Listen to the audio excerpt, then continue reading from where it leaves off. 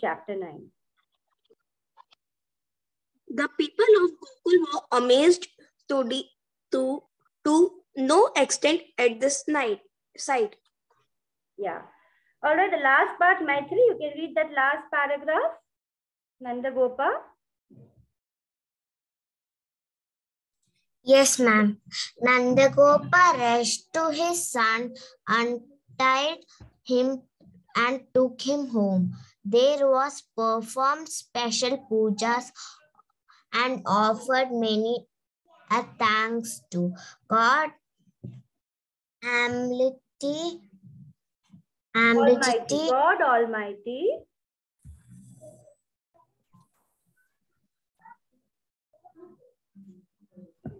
For keeping his son safe.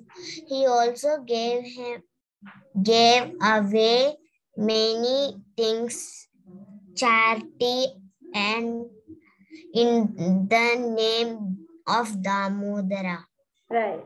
So that is a story, beautiful story of Damodara.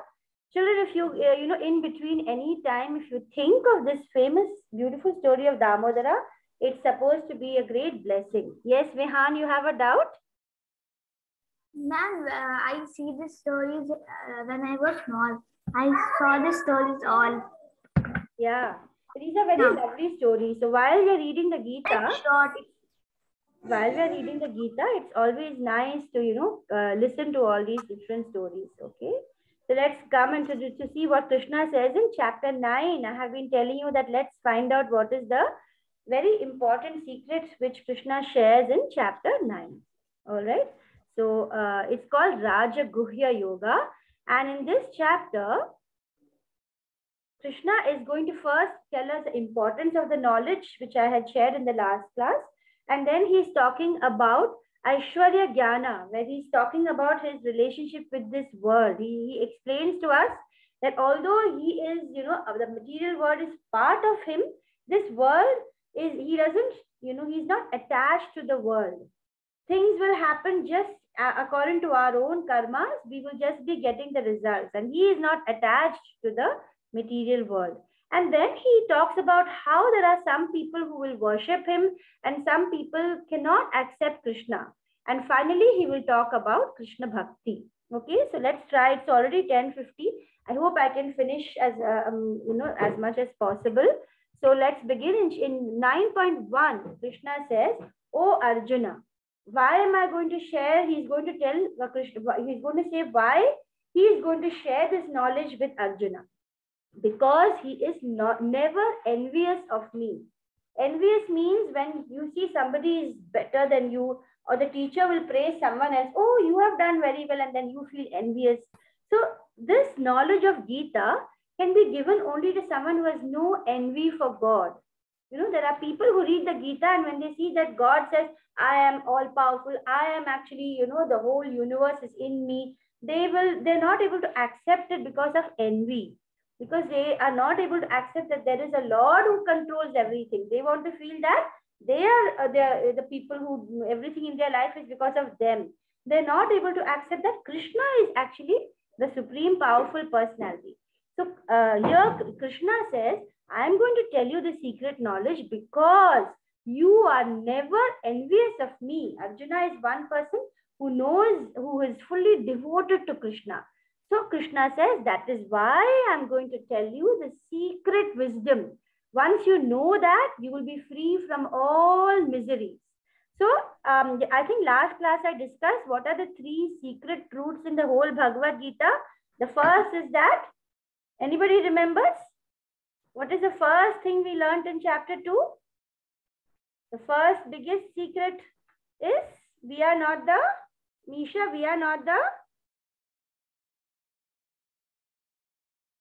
Nisha, you're on mute. We are not the... Nisha, you're on mute. You have to unmute first.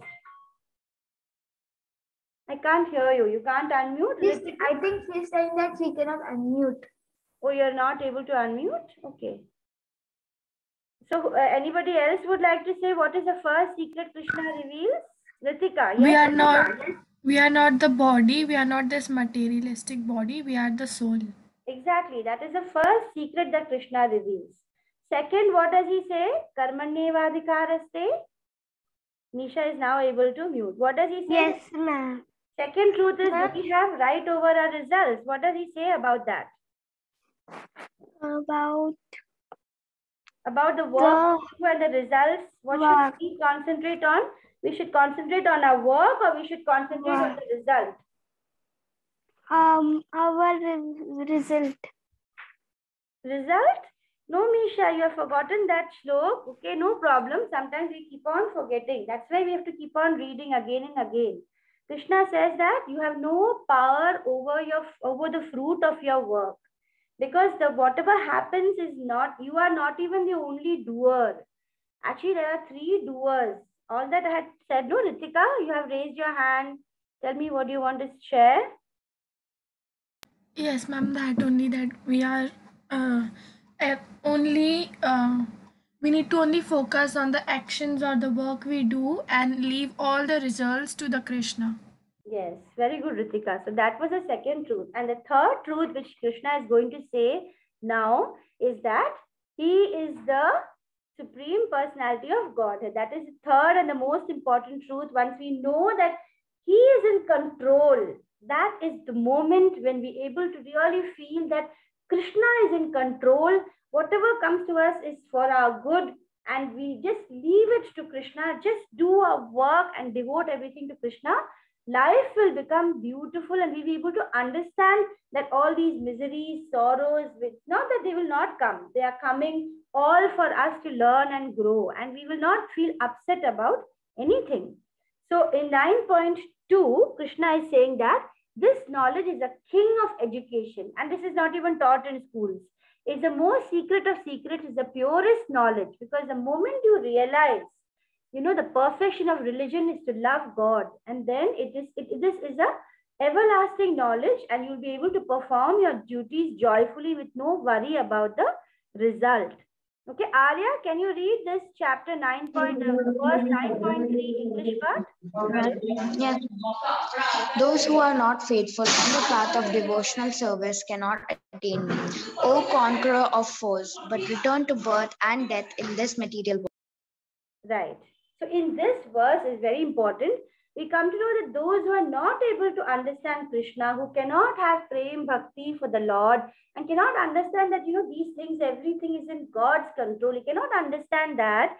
They will have to keep on coming back to the earth, and they have to be, constantly be born. And being born means B-O-R-N. It means the moment you take B for birth, then what will happen? There will be O for old age. There will be D for disease. Okay? B-O-R. There's another word actually. I forget which word. Body. Yeah, that is B-O-D-Y. Okay? The B-O-D-Y body, the moment we take another body, that is birth, we will have old age, we will have D for disease, and Y for Yamraj, which means death. And all four of these, birth, old age, death, and disease and death, and Yamraj coming, they are all very painful. So we have to come back just to fulfill our desires, and because we are not able to surrender ourselves to Krishna. So in 9.4, Krishna is saying that it is by me, Krishna, in unmanifested form, that the whole universe is pervaded. All beings are in me, but I am not in them. And this also I had explained last time. Why it is like that? Why does he say that? Because Krishna's energies are everywhere, but he is not visible. Because Krishna is renounced and detached. He is not involved. He is not affected by karma and karma phala or anything. And in 9.6, you can see here, who would read this part? Can we have Karan reading it? Karan is here? Yes, ma'am. Yeah. Understand that as the mighty wind, blowing everywhere, rests always in the sky. All created beings rest in me. Yes. So every shloka, if you're able to keep reading it and understanding, you will have so much peace. If you understand this one shloka, you will understand that every created being rests in Krishna. And then you will be, when you see Krishna and everyone, you will be able to love everyone and feel harmony with everyone. You won't feel enmity or anger or hatred at all. Let's have 9.7. Maithili, read this one. O son of Kunti.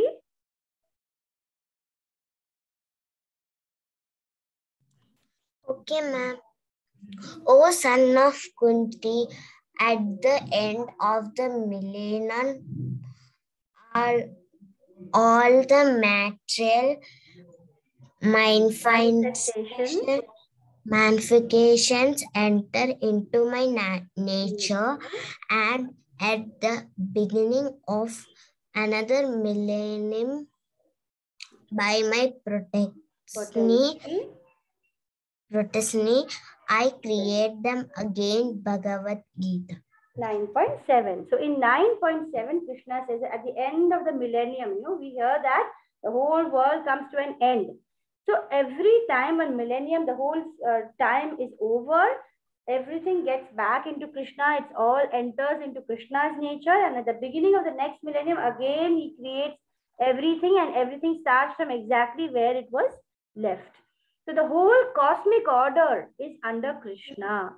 Under Krishna's will, they get manifested again and again. Every time they will get manifested, then they'll get absorbed in Krishna. Again, they'll be manifested, they will absorb in Krishna. And all this work actually that is happening doesn't bind Krishna. Krishna is not, attached to all this. He's very detached. He's seated as though he's very neutral. But here it's important. Neutral doesn't mean he doesn't care. He loves every single living entity more than anyone can love you.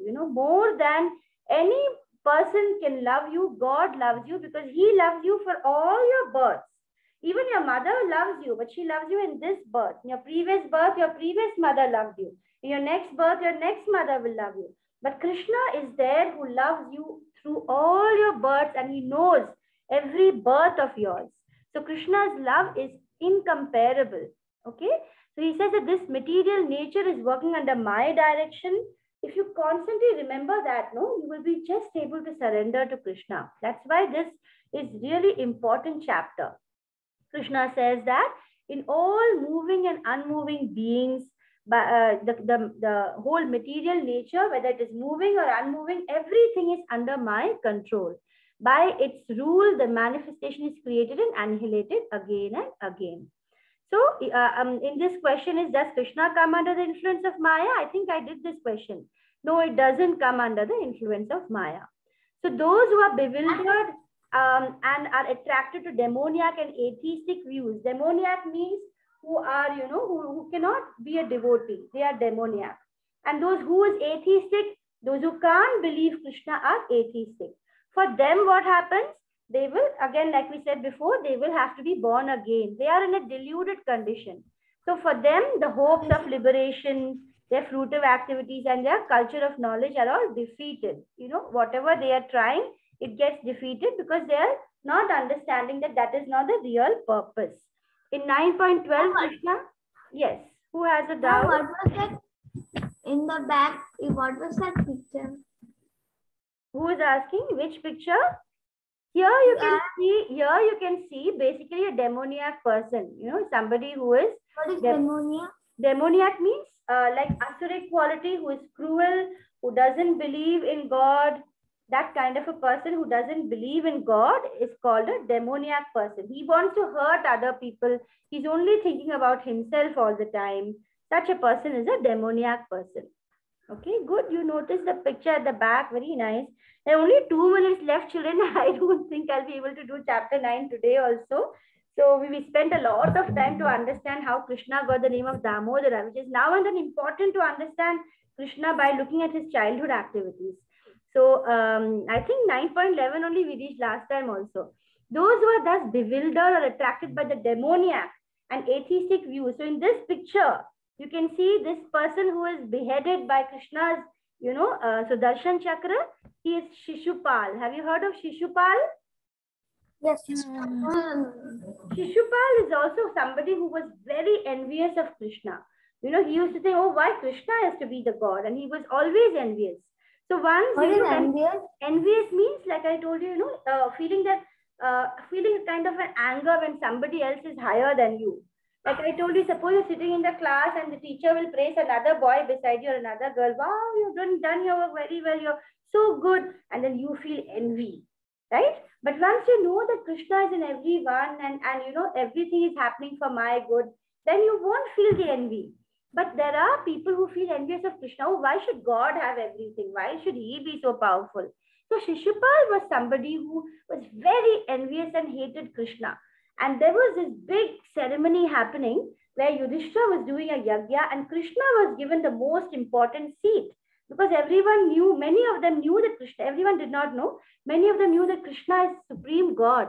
So during that big sacrifice, a big puja homam was going on, Krishna was given the seat. Shishupal, who was very, he hated Krishna and he was envious. He goes on saying bad things about Krishna one after the other. At last, Krishna was, he said, this is the limit. And he takes his Sudarshan Chakra and straight away he kills Shishupal. So there is another story behind this. It's time now, so I can't continue.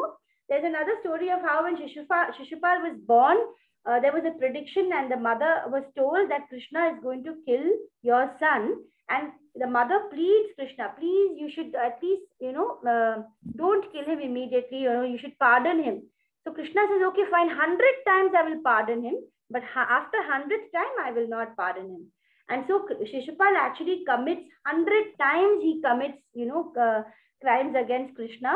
And after the 100th time, at last, Krishna says, okay, now enough is enough. And he puts an end to Shishupal's life. So here we see that those who are attracted by demoniac and atheistic views, in that deluded condition, their hope for liberation, their fruitive activities, and their culture of knowledge. He was such a powerful king, the Shishupal. But because he had no culture, he couldn't accept Krishna. At last, we can see how he was defeated. So from 9.13, remind me children, from 9.13, I'll be very happy if all of you will join today. I'm really happy to see so many of you have joined the class. And this is a really good and beautiful chapter. So from 9.13, we'll also do many more stories also, small stories in the chapter. So let's end the class. And those of you who are having doubt can ask. And those of you who are taking the group music class can join the class after at 11:30. Anyone has any doubts? No, ma'am. You're becoming clear? You're understanding all that we're learning? Yes, ma'am. Chapter 1 to chapter 9, I will send small revision PDFs. And I wanted you to learn some shlokas. I forgot to send it to you. I'll allot some shlokas to all of you. Okay, try to learn one shloka. I will send it to you a voice note. You should try to learn that shloka by next class. Thank you, everyone. Thank you so much for being with me. Hare Krishna. Hare Krishna. Hare Krishna, ma'am. Bye, ma'am. Yeah, bye. Bye, ma'am. Bye, Bye, ma'am. everyone. Thank you, Hare ma'am. Krishna.